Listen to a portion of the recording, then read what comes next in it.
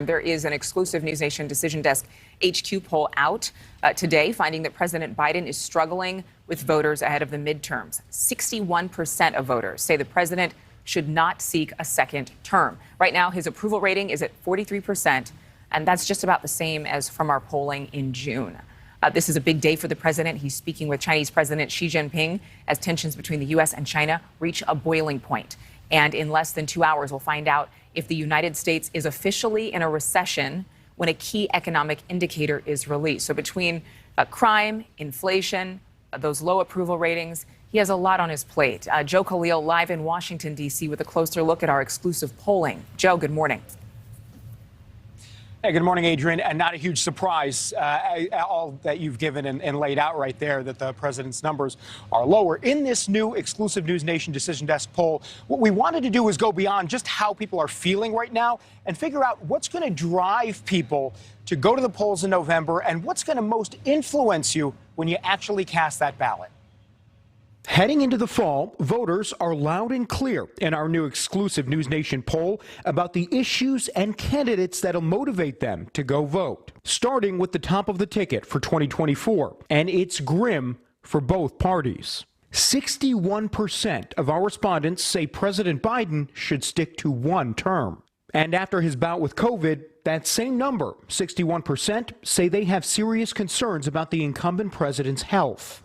And it's not much better for former President Trump. 57% of voters say they'd prefer he not run again. On the issues, top of mind by far, the economy.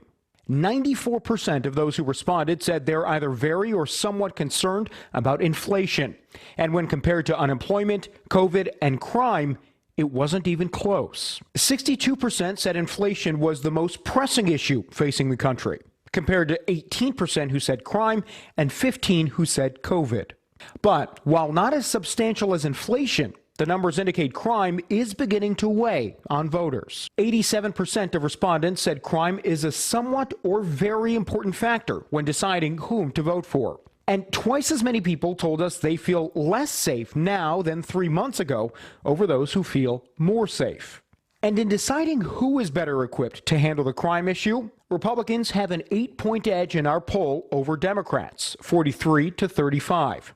But when considering all issues, not just crime, on a generic ballot, Republicans and Democrats are pretty evenly split.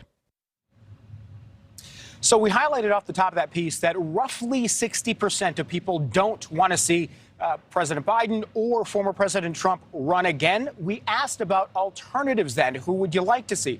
So we'll start on the Democratic side here. 31% of people for alternatives there said Vice President Kamala Harris, and 17% said California Governor Gavin Newsom. That was 1 and 2.